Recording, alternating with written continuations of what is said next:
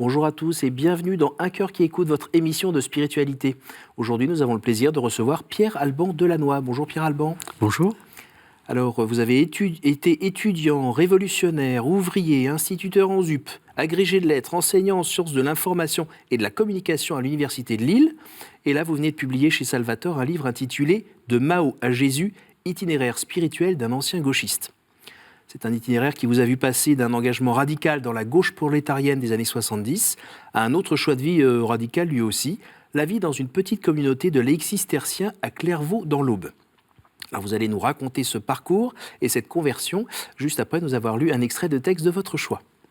Voilà, alors j'ai choisi un texte d'un auteur américain contemporain, Jonathan Safran Foer, qui a publié il y a 2 ans un très beau roman qui s'appelle « Me voici ».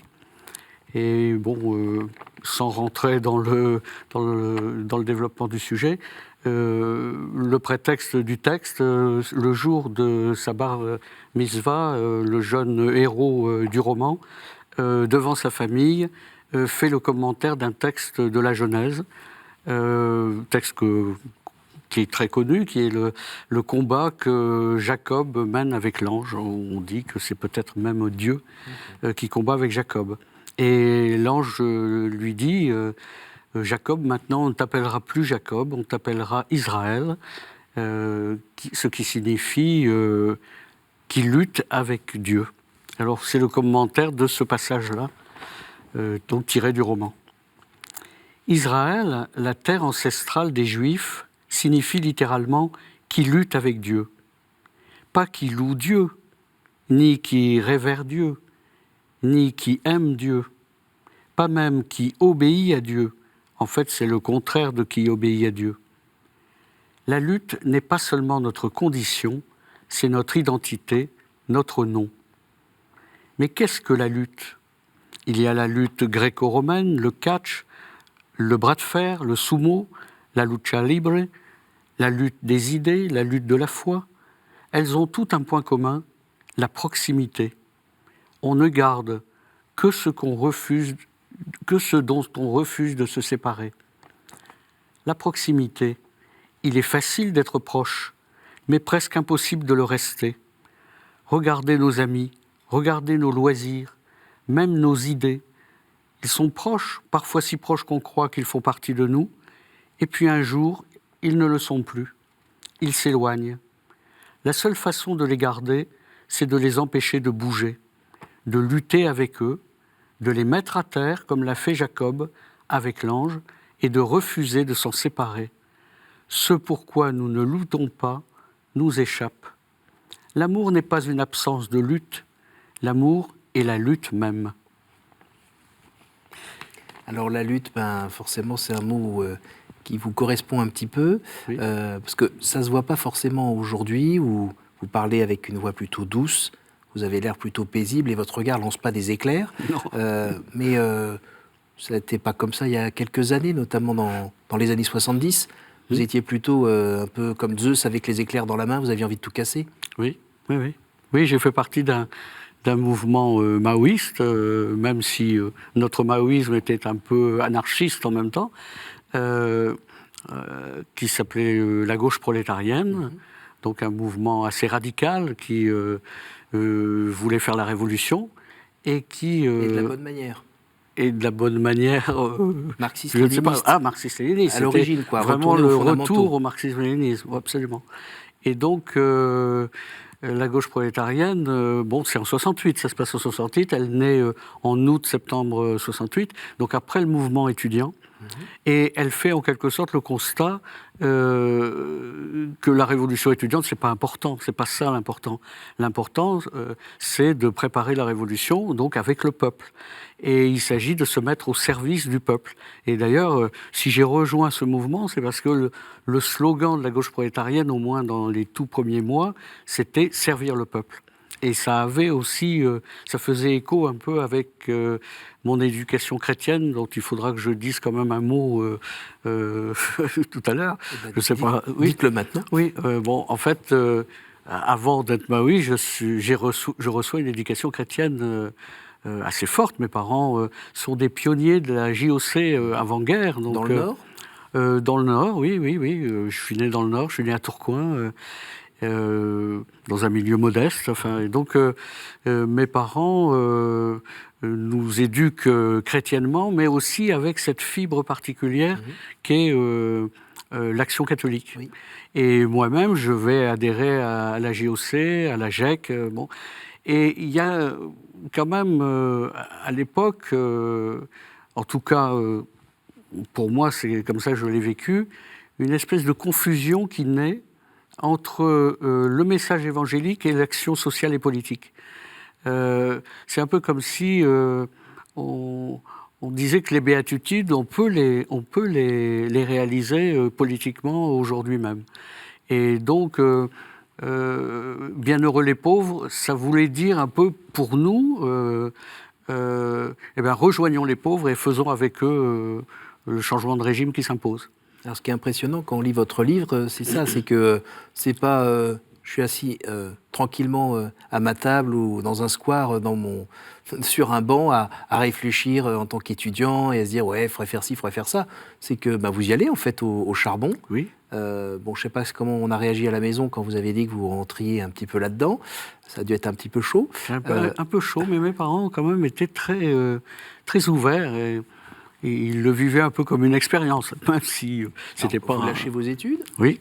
Et puis, je m'établis en usine, voilà, puisque c'était un élément fort de... La Redoute. Oui, la Redoute. Je suis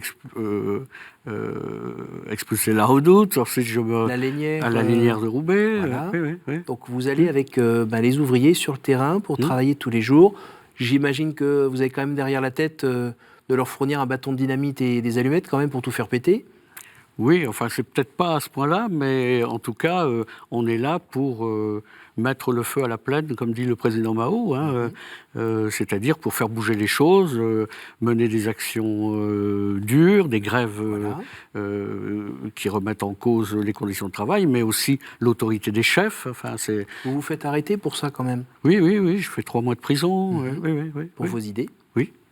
Et vos idées qui étaient justement d'aider finalement, à ce moment-là, d'aider les gens à retrouver leur liberté, à se libérer de leur chaîne. Mais avec quand même une illusion, enfin aujourd'hui ça m'apparaît tel, mais qui était que finalement le politique expliquait tout. Enfin, c'était un absolu. En quelque sorte, ça avait pris la place de la religion. On pensait qu'on pouvait tout changer. Et donc, cette vision politique du monde, on va finir par l'abandonner. Alors, Benny Lévy, c'est un peu le maître à penser du groupe. Oui, absolument. Donc, il est mort maintenant, si je ne me trompe pas. En 2003. Oui. Voilà, donc les gens le connaissent comme plutôt philosophe, comme rabbin aussi. À cette époque-là, ce n'était pas tout à fait le cas. C'était un théoricien. Ah oui. Il vous incitait à justement faire cette révolution. Mais il avait déjà cette dimension, pas simplement théorique, mais vraiment d'altruisme. On ne le sentait pas, enfin, on ne le percevait pas, c'était notre chef, on le voyait dans les grandes occasions, surtout pour remettre le mouvement sur ses rails, par exemple, mais moi, je ne l'ai pas suffisamment approché, en tout cas à cette époque-là. Je l'ai retrouvé plus tard, mais je ne l'ai pas approché suffisamment pour déceler, par exemple, cet altruisme. Je pense qu'on était quand même complètement pris dans le... Un peu fanatique. Totalement fanatisé, oui. Jusqu'à la dissolution? Oui, jusqu'à l'autodissolution. Parce que c'est une décision collective de s'autodissoudre, donc de déposer les armes. On était parti pour devenir un mouvement terroriste, c'est clair. On est à l'époque des Brigades Rouges et compagnie, là. À peu près, oui. Dans la mouvance, en tout cas, dans cet esprit. Et je pense qu'un certain nombre de ceux qui n'ont pas digéré l'autodissolution ont pu rejoindre des mouvements comme Action Directe. Donc, pour remettre dans le contexte de l'époque. Alors, dites-moi, il y a un moment quand même où, avec votre mère, vous allez faire un tour du côté de Fongombo. Oui. Alors, c'est bien plus tard. C'est bien plus tard. Oui. Ah oui, alors là, Là, c'est... Alors, je n'ai pas l'intention d'y aller. Enfin, je l'accompagne parce que... Ça, on le lit bien dans le livre. Hein, ça vous casse même les pieds. Oui, absolument. Elle veut entendre du grégorien, du chant grégorien, donc on va à Fontcombault et on écoute du grégorien. Et puis, tout à coup, il me tombe quelque chose sur les épaules. Je dis sur les épaules, peut-être plus que dans la tête, parce que bien sûr, j'ai l'impression d'être visité. Enfin, c'est comme dit Saint Bernard, Dieu nous visite, ça arrive, et j'ai l'impression de vivre ça. En même temps, c'est très charnel. Enfin, c'est très physique. Vous dites sensuel. Oui, voilà. Oui. Et en même temps, j'ai bien conscience qu'il m'arrive quelque chose à moi en propre, mais je me sens extrêmement lié au reste de l'Assemblée. Je ne suis pas sorti du lot, expurgé. Au-dessus du sol, non, Non, du tout. C'est dans la communauté que vous vivez cette expérience, oui, absolument. Même si votre voisine, votre mère, elle ne vit pas tout à fait la même chose. Voilà. Hein. Mais en tout cas, je sens une proximité très grande avec les gens qui m'entourent. Et je pense que c'est peut-être la première expérience que je fais et que ensuite je vais souvent répéter cette expression, on n'est pas chrétien tout seul. Je l'ai senti là et je n'ai cessé de le sentir par la suite. Alors, on est d'accord que juste avant ce moment-là, tout ce qui était foi chrétienne, vous aviez mis un petit peu un couvercle dessus. Ah, tout à fait, oui. Voilà. Oui. Ça ne colle pas très bien avec les idées maoïstes, par exemple. Non. De toute façon, j'avais jeté tout ça. Et puis, vous n'en aviez pas besoin. C'était le Moyen-Âge. Oui. Donc, quand vous quand vous vivez cette expérience, vous n'avez pas un mouvement de rejet. Vous l'accueillez. Ah, je l'accueille immédiatement. Parce que c'est bon, parce que c'est bien, parce que c'est vous, parce que vous sentez que votre moi profond qui est là depuis que vous avez ouvert un œil sur Terre... se retrouve là. Oui. Il y a ça. Il y a aussi le fait que ça vient quand même de façon inattendue, mais c'est quand même le résultat d'un cheminement de longues années. Donc, ça ne tombe pas non plus totalement par hasard. Mais oui, il y a une espèce de certitude. Enfin, je ne le rejette pas. Je n'ai même pas de doute. Enfin, je fais même une sorte de promesse qui peut paraître un peu naïve. Je me dis, je suis dans une église. Voilà, ça m'arrive dans une église. Eh bien, dans l'église catholique, eh bien, je prends tout. Je prends tout ce que ça suppose. Et même ce que vous ne comprenez pas. Et même ce que je ne comprends pas, ou même ce qui me rebute. Et en particulier, à l'époque, j'avais pas mal de problèmes avec la Vierge Marie, que je trouvais ça complètement farfelu. Et je me souviens m'être dit, même la Vierge Marie. Enfin, voilà. Donc, cette espèce d'engagement, on pourrait dire, avec moi-même, enfin, et avec Dieu, et avec l'Église en même temps, puisqu'elle est là, même si elle ne le sait pas, mais elle est là aussi. Et dites-moi, toutes vos lectures, toutes vos formations, tout votre outillage, vos constructions intellectuelles autour de la Révolution, d'un monde sans Dieu et autres, ça a fondu comme neige au soleil d'un coup ? Il y a quand même ce mouvement d'autodissolution qui fait qu'on dépose les armes, mais on dépose aussi notre vision politique. Quand on arrête la gauche prolétarienne, on se dit on peut continuer à faire de la politique, c'est pas déshonorant, mais on ne le fera plus de la façon dont on le faisait antérieurement, c'est-à-dire d'une manière absolue et en pensant qu'il n'y avait que ça, que tout est politique. Donc j'ai continué ensuite, pas tellement, j'ai pas fait de politique, mais j'ai fait du syndicalisme. J'ai été très engagé dans le syndicalisme, donc j'ai continué quelque part à essayer de transformer le monde, mais il ne s'agissait pas de le renverser, de passer des ténèbres à la lumière. Et une fois qu'on a vécu ça, on n'a qu'une envie, c'est de le dire à tout le monde, c'est d'annoncer la bonne nouvelle ou pas ? Oui, bien sûr. Oui, tout à fait. Oui. Et vous l'avez fait comment ? Je l'ai fait, auprès des miens, qui d'ailleurs ne comprenaient pas très bien ce qui se passait. c'était un peu inattendu parce que le cheminement que j'avais fait, j'en avais pas nécessairement beaucoup parlé. Donc, oui, ça a provoqué plutôt la surprise. Oui. Alors j'ai notamment relevé une phrase. La révolution, alors vous citez le théologien Karl Barth, la révolution, c'est la grande possibilité de vouloir faire ce que Dieu fait. Or, Oui. elle est impossible. Oui. Aujourd'hui, qu'est-ce que vous dites de cette phrase ? Elle est toujours mienne. Hein.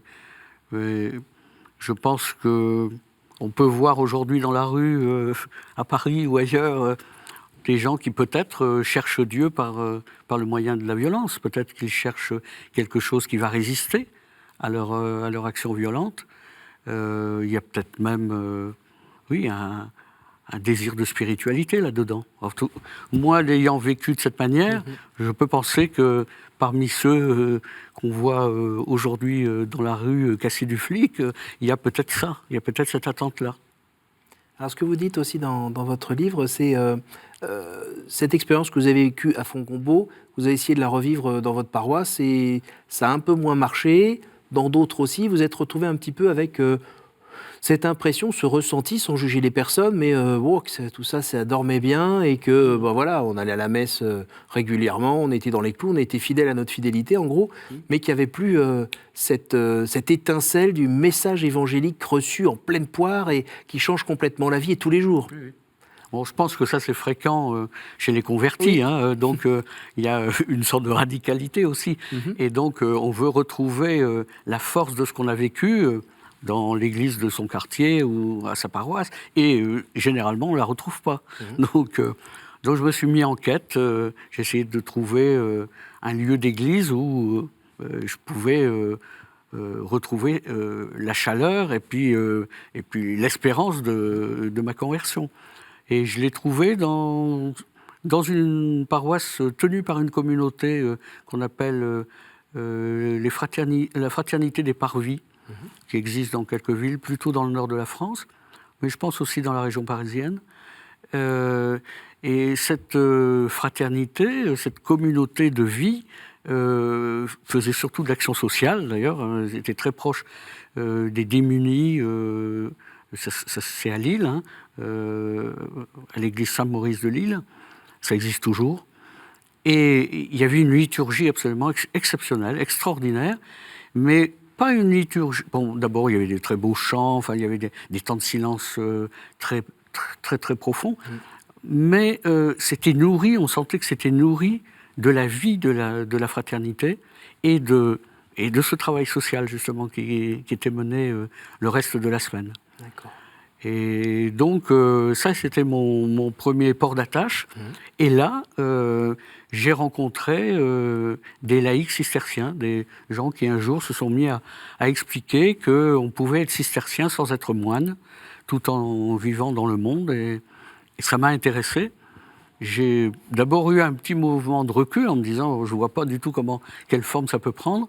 Et finalement, j'ai rejoint l'une de ces communautés. Voilà, c'est là où vous vivez aujourd'hui, du côté de Clairvaux, qui est dans l'Aube, oui. Si je ne me trompe pas. Oui. Et puis Clairvaux, ça fait Saint-Bernard de Clairvaux quand même. Oui, bien sûr. Donc vous êtes dans le bassin d'origine. Oui. Puis Saint-Bernard, je crois qu'il a aussi fait composer une belle prière à la Sainte Vierge. Oui, vous qui n'étiez pas très chaud avec la Sainte Vierge, c'est bien.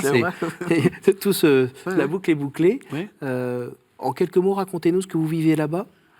Eh bien, on est une communauté de laïcs associés à un monastère. Presque tous les monastères cisterciens ont un groupe de laïcs. Notre monastère de rattachement, c'est Cîteaux, qui se trouve à peu près à une centaine de kilomètres de Clairvaux. Et il y a une quinzaine de personnes qui vivent dans cette communauté. Mais attention, ce n'est pas une communauté de vie permanente. Il n'y a pas d'engagement. Comment ? Il n'y a pas de vœux, il n'y a pas de... il y a un engagement quand même. Oui. Il y a un engagement. Mais les gens ne vivent pas tous sur place. Ils vivent dans la région, dans les villes et les villages de l'Aube principalement. Et on se retrouve régulièrement dans une ancienne grange cistercienne qui dépendait de l'abbaye de Clairvaux. Et depuis 2013, 3 personnes ont choisi de vivre sur place de manière définitive.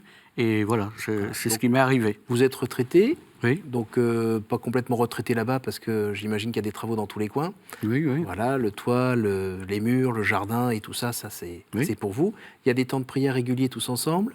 Oui, 3 fois par jour. Et le travail de la lecture, de la Bible. Le travail de la Lectio, oui, la Lectio Divina. Oui. En lisant votre livre, je me demandais pourquoi finalement vous êtes redevenu ou resté catholique et que vous n'avez pas été tenté par le protestantisme ou le judaïsme, parce qu'on vous sent très, très attiré par... Oui. Le judaïsme, ça m'a tenté. Hein. J'ai failli... J'ai fait une démarche auprès du rabbin de Lille pour engager une conversion. Donc ça, c'était à l'époque où, pour mon travail professionnel de chercheur, je travaillais beaucoup sur des documents liés à la Shoah. Et donc j'ai côtoyé pas mal de juifs, je me suis mis à apprendre l'hébreu, je me suis mis à lire vraiment la Bible, alors qu'avant je l'avais pas beaucoup lu. Et j'ai même commencé à fréquenter la synagogue. Donc c'était une éventualité, hein, ce que vous dites. Et c'est pour ça que ce qui m'arrive à Fontcombault est encore plus extraordinaire, parce que si je m'attends à rejoindre une religion, c'est plutôt le judaïsme, en fait. Donc, et le protestantisme, Notamment dans leur travail de la Bible. Oui, bien sûr, je me sens très œcuménique, on va dire, mais je me sens proche en particulier de la paroisse protestante de Chaumont, où j'ai des amis très chers. Et juste un petit détail aussi, vous êtes père adoptif. Oui, ça c'est un élément aussi qui a compté dans mon cheminement.